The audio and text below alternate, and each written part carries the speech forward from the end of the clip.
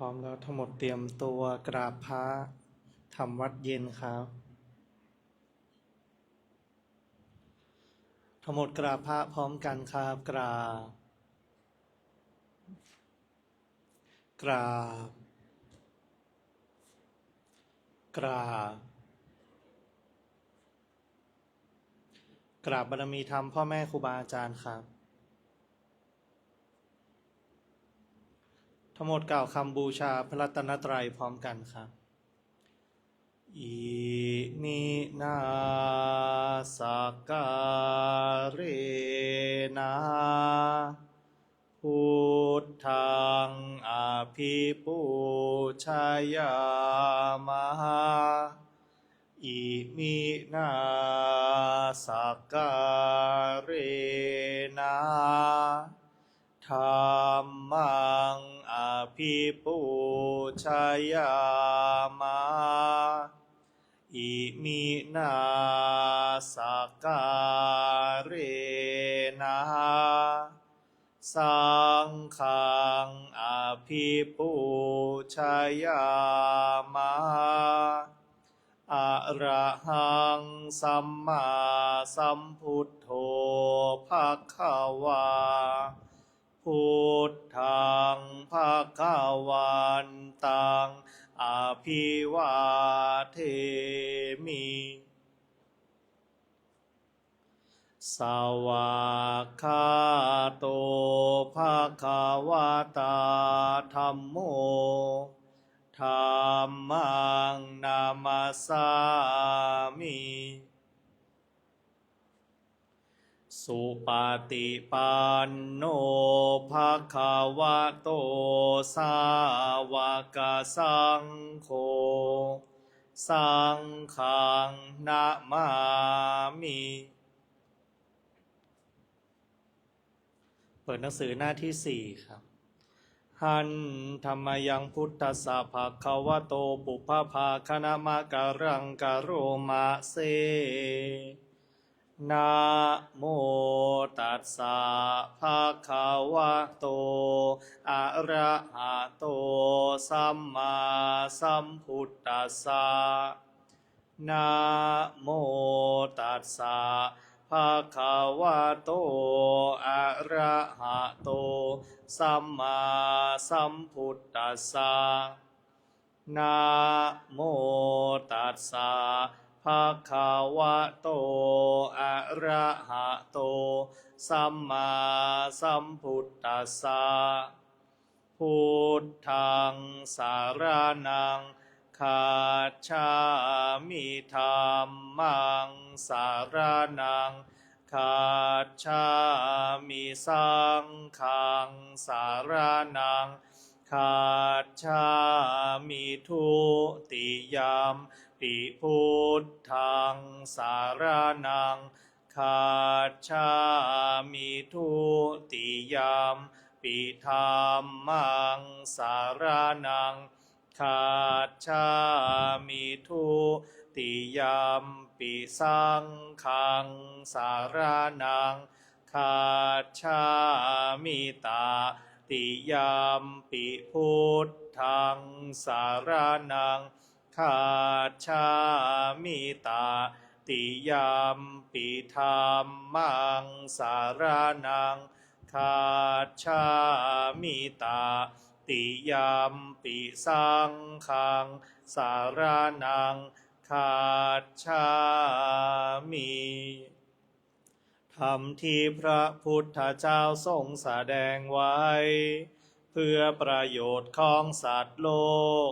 เป็นธรรมที่เห็นได้ยากยิ่งสำหรับธรรมที่จะกล่าวต่อไปนี้เป็นธรรมที่สามารถกระทำความสงบอันประเสริฐและสามารถประทานซึ่งสมบัติทั้งปวงเป็นเครื่องสงบเหตุร้ายทั้งปวงเป็นเครื่องป้องกันอมนุษย์และยักษ์เป็นเครื่องระงับความตายก่อนกำหนดเวลาเป็นเครื่องขจัดความเศร้าโศกและโรคเป็นเครื่องย้ำยีกำลังของข้าศึก เป็นเครื่องจำเริญชัยชนะแด่พระราชาเป็นเครื่องนำสิ่งที่ไม่น่าปรารถนาทั้งปวงออกไปเป็นธรรมอันประเสริฐข้าพระเจ้าจากแสดงคุณธรรมเช่นนั้นตามสภาพที่เป็นจริงณที่ใดมีผู้กล่าวว่าจะสรรเสริญพระคุณอันประเสริฐของพระรัตนตรัยด้วยจิตที่เลื่อมใสณที่นั้นความสุขความสบายและความสวัสดีย่อมมีแก่ผู้นั้นตลอดกาลทุกเมื่อเปิดหนังสือไปหน้าที่77ครับหน้า77หันธรรมยังปฏิจจสมุปบาทธรรมเมสุอิทัปปัจจยตาทิธรรมะปะทังพนามะเสดูก่อนภิกษุทางหลายก็ปฏิจจสมุปบาทเป็นอย่างไรเล่าดูก่อนภิกษุทางหลายเพราะชาติเป็นปัจจัยชรามรณะย่อมมีดูก่อนภิกษุทางหลายเพราะเหตุที่พระตถาคตทางหลายจะบังเกิดขึ้นก็ตามจะไม่บังเกิดขึ้นก็ตามธรรมธาตุนั้นย่อมตั้งอยู่แล้วนั้นเทียวคือความตั้งอยู่แห่งธรรมดา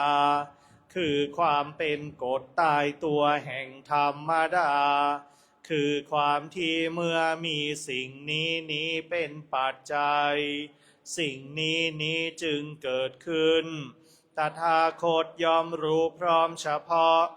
ย่อมถึงพร้อมเฉพาะซึ่งธรรมธาตุนั้นครั้นรู้พร้อมเฉพาะแล้วถึงพร้อมเฉพาะแล้วย่อมบอกย่อมแสดงย่อมบัญญัติย่อมตั้งขึ้นไว้ย่อมเปิดเผยย่อมจำแนกแจกแจงย่อมทำให้เป็นเหมือนการหงายของที่ความและได้กล่าวแล้วในบัดนี้ว่าดูก่อนภิกษุทั้งหลายท่านทั้งหลายจงมาดูเพราะชาติเป็นปัจจัยชรามรณะย่อมมีดูก่อนภิกษุทั้งหลายเพราะเหตุดังนี้แลธรรมธาตุใดในกรณีนั้นอันเป็นตถาตาคือความเป็นอย่างนั้นเป็นอวิตถาตาคือความไม่ผิดไปจากความเป็นอย่างนั้นเป็นอนัญญถาตาคือความไม่เป็นไปโดยประการอื่นเป็นอิทัปปัจจยตาคือความที่เมื่อมีสิ่งนี้เป็นปัจจัยสิ่งนี้จึงเกิดขึ้นดูก่อนภิกษุทางหลายธรรมนี้เราเรียกว่าปฏิจจสมุปบาทคือธรรมอันเป็นธรรมชาติอาศัยกันแล้วเกิดขึ้นดูก่อนภิกษุทางหลายเพราะภพเป็นปัจจัยชาติย่อมมีดูก่อนภิกษุทางหลายเพราะเหตุที่พระตถาคตทางหลายจะบังเกิดขึ้นก็ตามจะไม่บังเกิดขึ้นก็ตามธรรมธาตุนั้นย่อมตั้งอยู่แล้วนั้นเทียวคือความตั้งอยู่แห่งธรรมดาคือความเป็นกฎตายตัวแห่งธรรมดาคือความที่เมื่อมีสิ่งนี้เป็นปัจจัยสิ่งนี้จึงเกิดขึ้นตถาคตย่อมรู้พร้อมเฉพาะย่อมถึงพร้อมเฉพาะซึ่งธรรมธาตุนั้นครั้นรู้พร้อมเฉพาะแล้วถึงพร้อมเฉพาะแล้วย่อมบอกย่อมแสดงย่อมบัญญัติย่อมตั้งขึ้นไว้ย่อมเปิดเผย ย่อมจำแนกแจกแจงย่อมทำให้เป็นเหมือนการหงายของที่ความและได้กล่าวแล้วในบัดนี้ว่าดูก่อนภิกษุทั้งหลายท่านทั้งหลายจงมาดูเพราะพบเป็นปัจจัยชาติย่อมมีดูก่อนภิกษุทั้งหลายเพราะเหตุดังนี้แลธรรมธาตุได้ในกรณีนั้น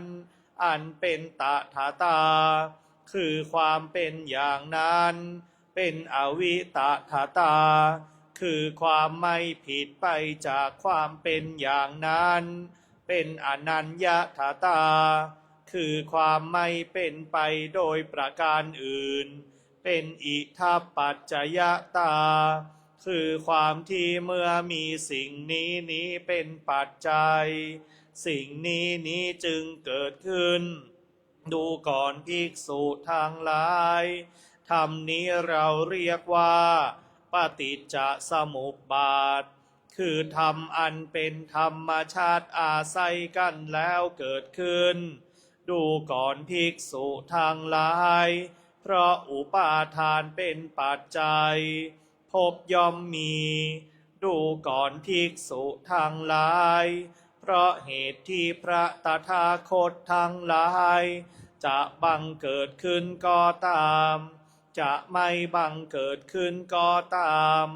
ธรรมธาตุนั้นย่อมตั้งอยู่แล้วนั้นเทียวคือความตั้งอยู่แห่งธรรมดาคือความเป็นกฎตายตัวแห่งธรรมดาคือความที่เมื่อมีสิ่งนี้เป็นปัจจัย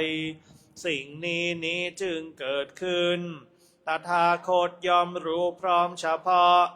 ย่อมถึงพร้อมเฉพาะซึ่งธรรมธาตุนั้นครั้นรู้พร้อมเฉพาะแล้วถึงพร้อมเฉพาะแล้วย่อมบอกย่อมแสดง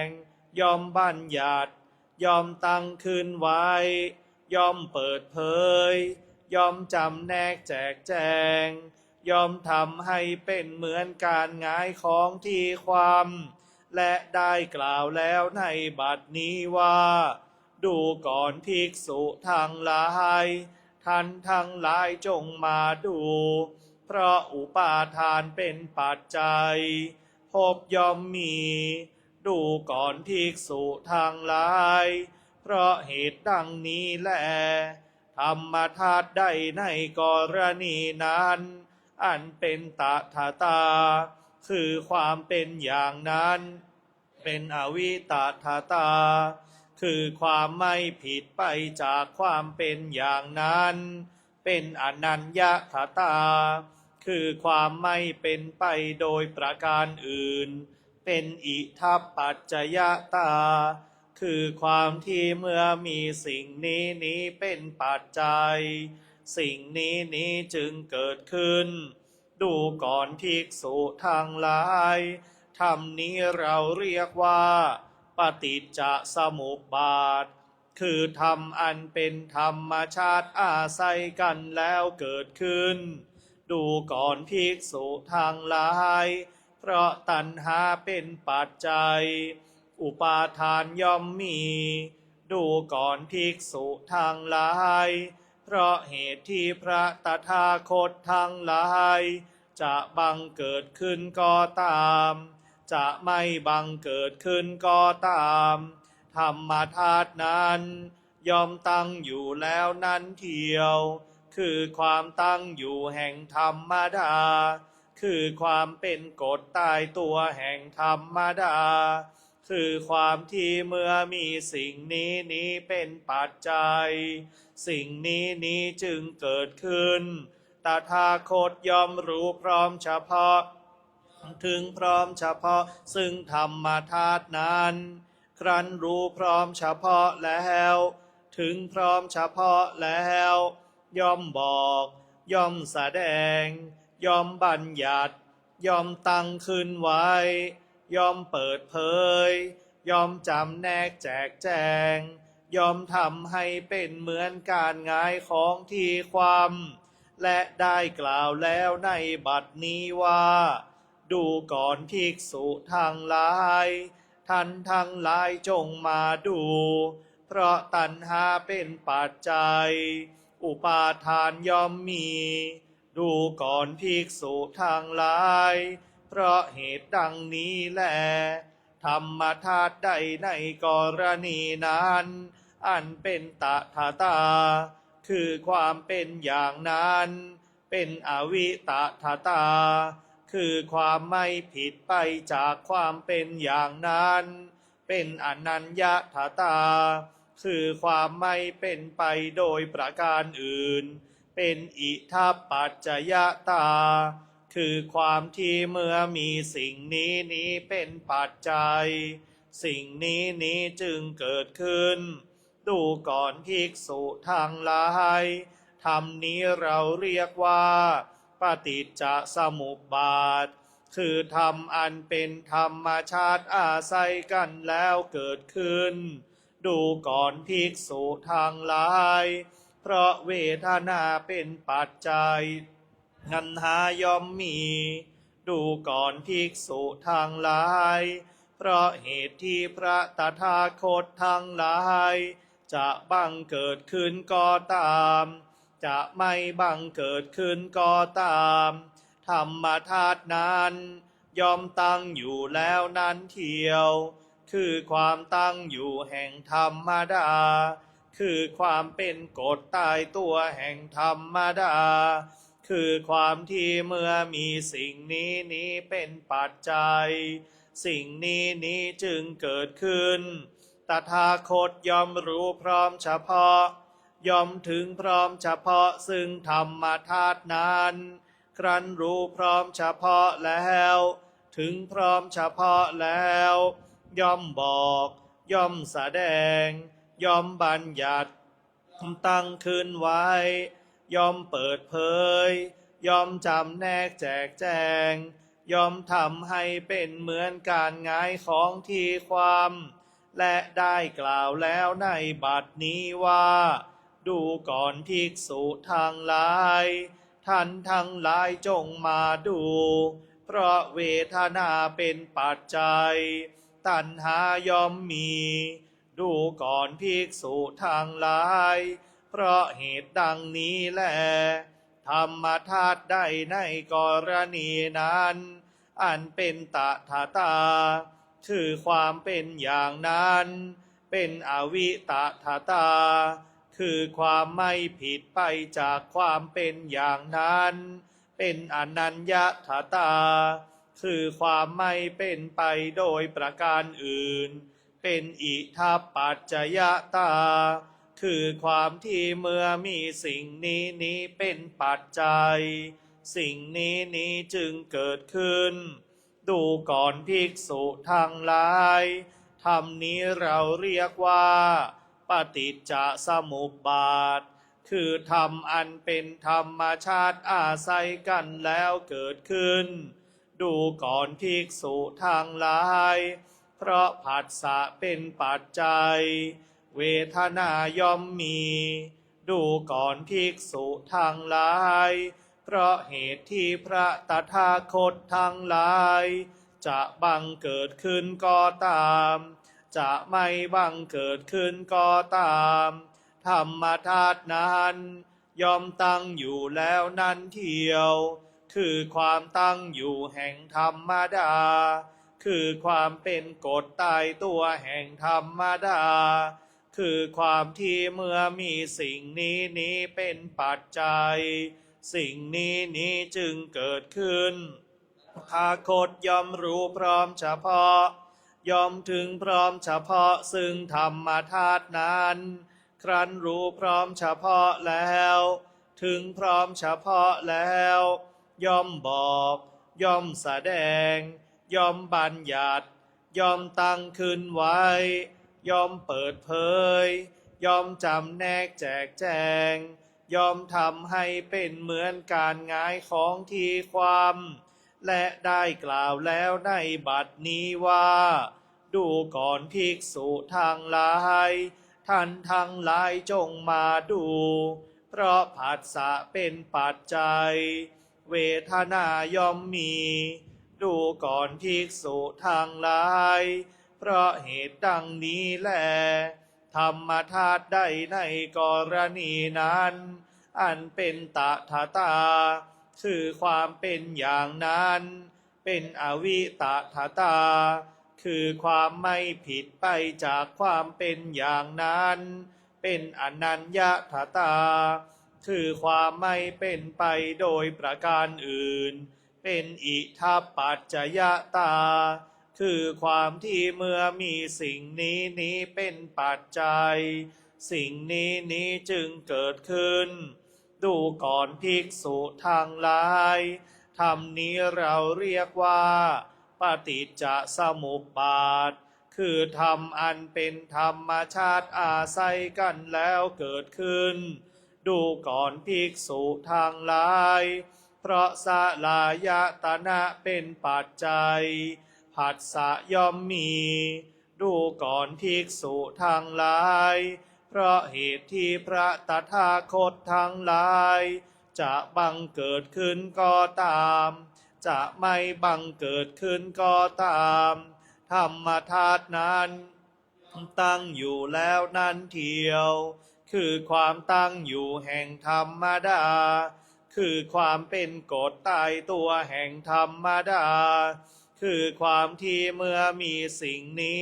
เป็นปัจจัยสิ่งนี้จึงเกิดขึ้นตถาคตย่อมรู้พร้อมเฉพาะย่อมถึงพร้อมเฉพาะซึ่งธรรมธาตุนั้นครั้นรู้พร้อมเฉพาะแล้วถึงพร้อมเฉพาะแล้วย่อมบอกย่อมแสดงย่อมบัญญัติย่อมตั้งขึ้นไว้ย่อมเปิดเผยย่อมจำแนกแจกแจงย่อมทำให้เป็นเหมือนการหงายของที่ความและได้กล่าวแล้วในบัดนี้ว่าดูก่อนภิกษุทั้งหลายท่านทั้งหลายจงมาดูเพราะสลายตนะเป็นปัจจัยผัสสะย่อมมีดูก่อนภิกษุทั้งหลายเพราะเหตุดังนี้แลธรรมธาตุใดในกรณีนั้นอันเป็นตถาตาความเป็นอย่างนั้นเป็นอวิตถาตาคือความไม่ผิดไปจากความเป็นอย่างนั้นเป็นอนัญญถาตาคือความไม่เป็นไปโดยประการอื่นเป็นอิทัปปัจจยตาคือความที่เมื่อมีสิ่งนี้เป็นปัจจัยสิ่งนี้จึงเกิดขึ้นดูก่อนภิกษุทั้งหลายธรรมนี้เราเรียกว่าปฏิจจสมุปบาทคือธรรมอันเป็นธรรมชาติอาศัยกันแล้วเกิดขึ้นดูก่อนภิกษุทั้งหลายเพราะนามรูปเป็นปัจจัยสลายตนะย่อมมีดูก่อนภิกษุทั้งหลายเพราะเหตุที่พระตถาคตทั้งหลายจะบังเกิดขึ้นก็ตามจะไม่บังเกิดขึ้นก็ตามธรรมธาตุนั้นย่อมตั้งอยู่แล้วนั่นเทียวคือความตั้งอยู่แห่งธรรมดา